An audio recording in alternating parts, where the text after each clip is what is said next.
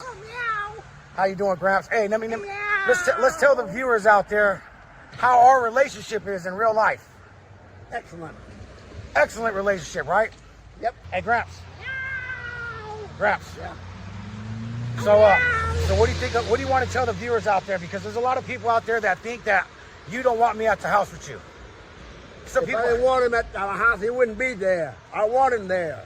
He's welcome there. We get along very well together. So none of your business. Shut your pie hole. Bye-bye.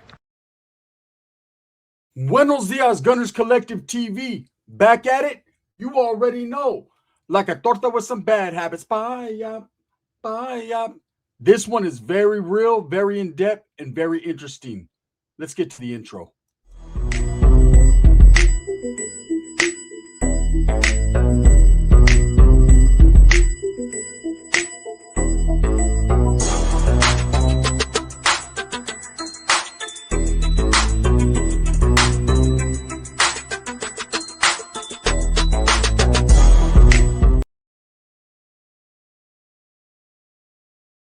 Welcome back to the channel, and if you haven't already hit that like and subscribe button, make sure you go ahead and do that. Put your notification bell on all so that way you're directing the direction of the dope content that I stay kicking, and I appreciate your support, right? So the other day I did an interview with the deceased rapper Little Toro's cousin, and I could say, man, there was a lot of things that were explained about Little Toro, a lot about his past, a lot about the rumors that circulate, on social media about him. And his cousin laid a lot of rumors to rest, a lot of doubt that were in people's minds. He put that to rest, or he created a new image of his cousin. Yesterday, I had a family member reach out to me from the accused, the man who actually unalived Little Toro. One of his family members reached out to me and had a different story, a little bit of a crazier story, right? And some of the details were just different. One thing I could say is this person and I discussed their side of the story. Let me wipe my head because my shit is tore up, right? We talked pretty extensively, and they told me their version of what happened, or what they were told by the accused, right? The person who actually unalived Little Toro. At some points in the conversation, he actually did call, the man who killed Little Toro did call his cousin and did express to them that if I was to do anything and put a video out, they wanted all the full details put out there from their side, from their perspective. Now, we talked for a while and my antennas were up, but I called Dubs and I was letting them know, look, I'm in conversation. I'm conversing with this person and we're thinking about doing an interview and putting this side of the story out and whatever. And he told me, be very, very cautious in this, because it seemed like the narrative they were putting out is kind of like a far-fetched story. And I'm going to let you guys know exactly what happened. So as we continued to talk throughout the day yesterday, and that's why I didn't put no videos out there. We were talking pretty extensively. The person reiterated to me several times that they just wanted their family's name to be clean. They just wanted to put out what really happened and what's really going on, and some of the things that they're thinking.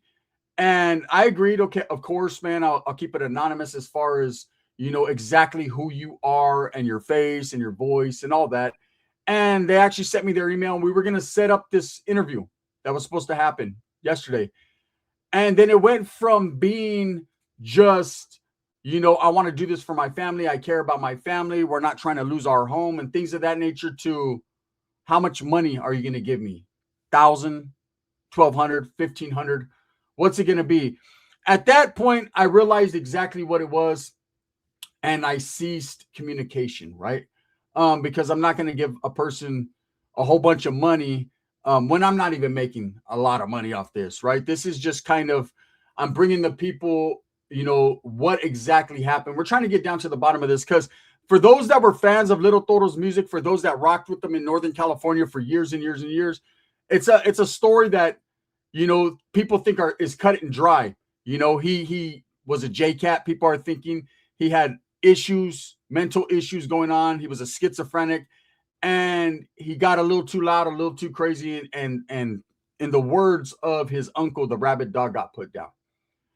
But I'm going to give you the full details from his side, from that side of the family, exactly what's going on. So, if you recall, there's a lot of rumors circulating, and his cousin also, Little Toro's primo, also put out there the truth that Little Toro had just met his grandfather 2 years prior to this happening. Okay? Now, I say his grandfather because a lot of people think that he just met that uncle 2 years prior. No. Little Toro had just met his grandfather 2 years prior. And let me explain to you how that happened. His mother, Little Toro's mother, showed up on the doorstep of that old man 2 years prior to this murder occurring, right? With some ancestry paperwork, and explained to that older gentleman that she was his daughter. And, you know, she was, whatever she did, whatever explanation she gave him, he took it. Now, this was an old man that, as you can tell by that video I put out there this morning, his mind was slipping a little bit. Okay, he was meowing like a cat, and I thought that was odd when I first seen that video. And I think a lot of people keyed in on that was kind of odd, but his mind wasn't all there. So anyways, a strange woman, you know, no disrespect to Toro's mother, but a strange woman, a woman strange to him, shows up at his doorstep claiming to be his illegitimate child, a child that he never knew, right? And whatever she told this older gentleman, he believed. So obviously her kids are going to be his grandchildren. So over the course of 2 years, she was able to develop some type of relationship with this older gentleman. Now, this older gentleman has family, right? And they told me that the home that he was living in, he built from the ground up. That he owns a piece of property, which they call the farm, the ranch. And this piece of property is within the city limits of Concord. And that the grandfather built a shack, him and his son, the man who allegedly killed Little Toro. They built a what you would consider a shack on the property, and they lived there. The man, his dad, which is the grandfather, and his old lady, the man's old lady. And they lived there for a period of time until they built that bigger home, which the grandfather moved into. Now, about a month prior to Little Toro being murdered, Little Toro's mother calls the grandfather and asks if Little Toro could stay there because he was homeless at the time. He was a transient, so he was going from place to place. I think we all know that by watching his videos. He was living in tents, living in motel rooms. He needed a place to stay. So she reached out to what she considered family. And the grandfather, without hesitation, being a good man, allowed Little Toro to stay on the property. Now, he wasn't actually staying in the big house. He was staying in that shack because the people that were living in that shack had moved into the bigger home. So Little Toro was afforded the shack to live in, which is cool. When you have nothing, man, a shack is better than nothing, right? And Little Toro's uncle and Toro didn't see eye to eye, and there's a reason for that. The family on that side were already suspicious of not only Little Toro but his mother as well. They did not believe that woman was related to their father. They did not believe that this person that just came out of nowhere claiming to be the grandfather's daughter was, and they had some reservations about that whole family, right? Why they didn't voice them, why they didn't do something about it, I have no idea. But so there was already animosity there between the uncle and Little Toro. Now, from what I was told by this family member, they believe that Little Toro was placed there. Now, I know the story sounds far-fetched and a little crazy, but this is what they said to me. They believe he was placed there because 2 weeks prior. Now, again, everything I'm saying, man, is just from their perspective. I'm not saying I agree with everything or I agree with the story, but this is the story that was told to me. 2 weeks prior to this murder happening, Little Toro's mother went and installed Ring cameras to the home at her alleged father's home, right? The older gentleman. And just to let you guys know, man, subsequently since all this has happened, Little Toro's grandfather did pass away. He passed away the other day on April 2nd at 2 a.m. at a facility, and we're going to get to all that. He was at a medical facility. He's been to 6 different medical facilities allegedly, since this whole thing occurred,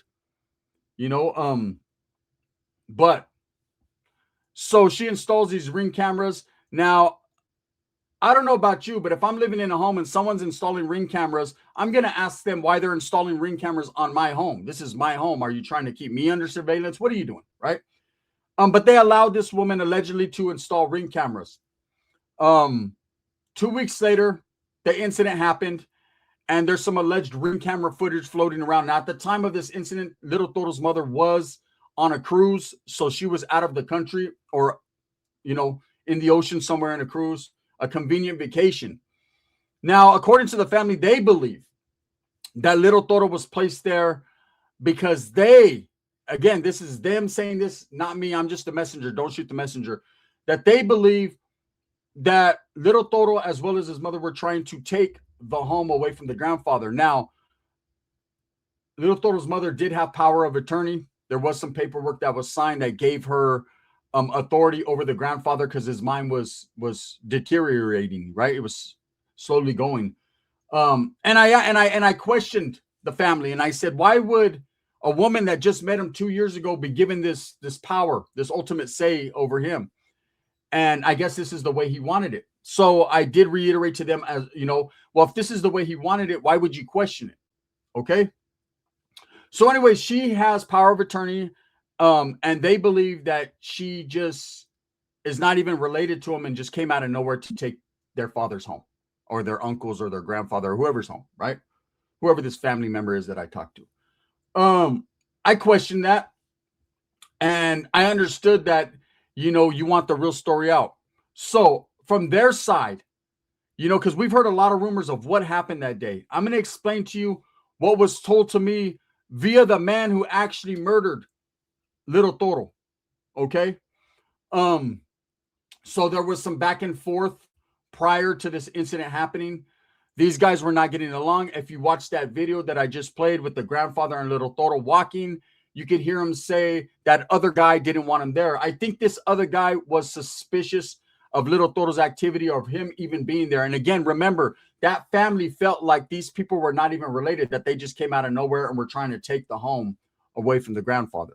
Whether that's true or not, it is what it is. I'm not saying it is or it isn't. I don't want to get caught up in that mess, but that's their perspective on things, right? And so that morning, this is the story according to the guy who did it. Now, we've heard a lot of stories that little Toro did not hurt his grandfather, that his grandfather was placed in an induced coma because of something that happened, that little Toro was running away from the incident, that he was telling him he just wanted to go home, that there's Ring camera footage where little Toro was just trying to go home, and this man was chasing him with a knife saying he was going to kill him. There's all this out there, right? Now, we do know that the Concord PD did not charge that man. They dismissed the case. So there's something they know that we don't know, right? Until now. So according to this family member, and mind you, while I'm talking to this family member, the actual killer is calling continuously on the other line, wanting to get the correct story out there. Now, again, this is just the other side of the story. So allegedly, according to this family member and this man, he woke up that morning hearing loud sounds. Sounded like somebody was fighting.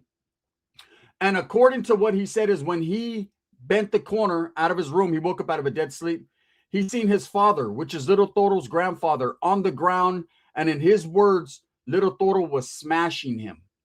Okay. This man had both his orbital bones were broke. His jaw was broke. This is the grandfather.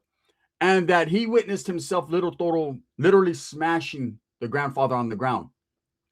At that time, his old lady, his girl, she jumped in, and little Toro started to take flight on her. Okay, now again, this is just what they're saying, their side, right? And it was at that point when that man grabbed a weapon. He grabbed a knife, and he waved it at little Toro, trying to get little Toro off his father. Little Toro then did approach him, throwing punches, and he stabbed him in the groin. In his words, he stabbed him in the balls, figuring, he said, that little Toro would just run away and that would be enough, the equalizer. Now, if Little Toro was in a fit of rage, if he was going through one of his manic episodes, maybe or maybe not, that didn't stop him. Again, I don't know what Little Toro's injuries were when they did an autopsy, so I can't confirm nor deny this man's message nor his story if he did stab him in the groin. But that, according to him, he stabbed him in the groin. Little Toro ran out of the home. This guy started to, try to resuscitate the grandfather because the grandfather had blacked out. When Little Toro came back in, and this man stabbed him in the stomach. Okay, it was at that point Little Toro ran outside again. He said it was saying some crazy stuff that he couldn't, hear because he was too busy focused on the grandfather. That's when police were called. Little Toro came back.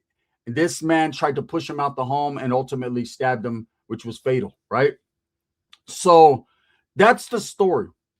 That's what they're saying really happened. Now, according to this family member, Little Toro's grandfather was placed in the hospital, not in an induced coma. And if they did do an induced coma, it was because his injuries were so bad. And he was in that coma allegedly for 2 weeks before he was transferred to another facility, according to what this family member said. And now, mind you, this is a family member that has known the grandfather their whole life.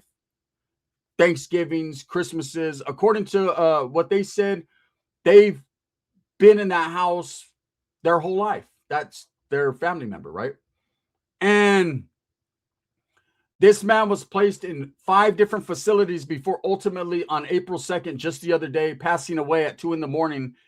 at a facility, the 6th facility he's been in since this incident happened. Now, what blows my mind about this, and again, man, this is just their story, but what blows my mind about this situation is this. According to them, and they got this big conspiracy theory again that Little Toro was placed there because he was supposed to do something to the grandfather, and that the mother wants to take the property from this family and do all this, and they're not sure if this woman is even related. And this is the type of things that was going on, and they just want the truth out there, and they want to prevent this from happening, and this is why they contacted me. And again, mind you, I did vet this person did know certain details that not me and you would know about the family. So this was definitely a family member. And what tripped me out about this was in the 6th facility where the grandfather passed away the other day, allegedly, according to this person, they were very skeptical about his passing. He did fall down and had internal bleeding, and that's how he passed away. And they questioned the fact that he was allowed at his age, with his mind state and his injuries, to be allowed and left alone in a room without being watched. But I explained to them, I don't know if they have 24-hour visuals on a person, and you can't stop a person from getting up if they ultimately want to get up. You can't restrain them. And that he did fall, he did have internal bleeding, that's how he passed, right? But that this facility where he was placed, the 6th facility, I guess Little Toro's mother's family on the other side worked at that facility. So of course, according to their conspiracy theory, and no disrespect, but this is just the way I see it, I was very skeptical about the story while I was hearing it, right? That they believe something bad was done to the grandfather. Look, 2 different sides of the same story. Ultimately, this is what it is, man. Little Toro lost his life and his grandfather lost his life, right? And there's a man out there whose charges were dropped, and I think he would be happy with just that, having the charges dropped, being able to live. But I think there's more than that. I think it's a monetary thing. Now, let me explain to you. When this story was told to me, I was like, wow, I would love to do an interview so you could tell it in your own words. And this is what I can do for you, blah, blah, blah, blah, blah, right? And the person was willing, sent me their email, all that. We were setting it up when they started asking for a substantial amount of money, right? Now, I was already skeptical about the story coming out of the blue, being dropped on my lap, right? But then all of a sudden, now you're asking for a bunch of money when all you're telling me throughout the whole story is all you want to do is set the record straight, put the real story out there, let your family's name not be tarnished. And then all of a sudden, it's like, well, how much money am I going to get for this? And so I was very skeptical on that. Now, I'm not saying the story is untrue, but I'm saying that at that point, it turned into something different, right? And you know what it seems to me is this, and this is just this is my theory, my perspective. Don't hold me to it. Just this is what it is with me, right? Having that I knew Little Toro, I knew how he was. I highly doubt Little Toro will be involved in some conspiracy to hurt an old man over some property. Okay, I met Little Toro in real life. Yes, he did have some issues and some problems, but he wasn't a bad person. Okay, he got caught up and had some bad things happen in his life and was willing to get down and do his thing and whatever, right? But little Toro was not just that type of evil person. Not from my perspective of being around him, right? Wasn't around him much, just one time, but it was enough to realize that man had a good heart, right? He meant good. He just didn't know how to display that. My perspective is this. I think this family they're upset that this man had an illegitimate daughter. She shows up out of the blue. You know, they're probably thinking this man's getting older. This home is going to be left to his son. They got it. It's in the bag, man. That's the way it should be. That's the way it's going to be. And this woman comes out of nowhere, and the grandfather feels, you know, some type of way about it and starts showing her a lot of love, starts showing her kids a lot of love. And I don't think the family like that, right? And so I think this big old story of, oh, they're coming in, we don't even know if that's his daughter trying to take this. I don't even know that to be true, man. The way I look and the way it sounded to me was like, you're just mad because she came in and the family came in, and, you know, they might get something out of it. Now, again, right now, as far as it goes, the grandfather has passed away, and I guess there's another cousin that's a trustee of his estate, his everything right now. So they're going to be going through the courts and figuring that all out. And I guess it is what it is. But I thought the story was rather odd, that this man that according to him, little Toro came in 3 different times. He stabbed him 3 different times, and this man wasn't charged with at least manslaughter. It's a trip, right? Again, I don't wish no charges upon him. It is what it is. It's an end of story thing. But remember, they reached out to me wanting to tell this side of the story. And of course, man, I'm not going to interview this lady. You're not going to say anything I can't say, right? So there it is, you know. And again, take it for a grain of salt, take it for what it's worth. But this is what I was told, you know, because there's one side of the story, little Toro's family side, that's saying that the grandfather was never struck, little Toro never did anything to him. And there's this side, the actual killer side, saying that he was smashing the grandfather. There was 2 orbital bones broke, and he had to be placed in 6 different facilities. I did look up, did he pass away? He did pass away on April 2nd at 2 a.m. So there's that there, right? At least that part of the story was the truth. Anyways, with that being said, let me know what you guys think. You know, I'm just bringing you guys the updates as I'm getting them.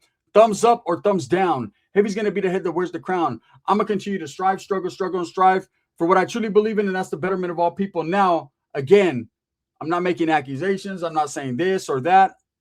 I'm just saying what I was told, man. And that's what it is.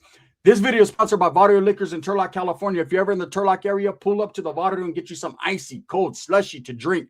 Also by Sticks and Stones Yard Service in Tucson, Arizona. If you live within the Tucson, Arizona area and you need someone to come hook up your yard, man, support your small local raza businesses. Call Sticks and Stones Yard Service right there in Tucson.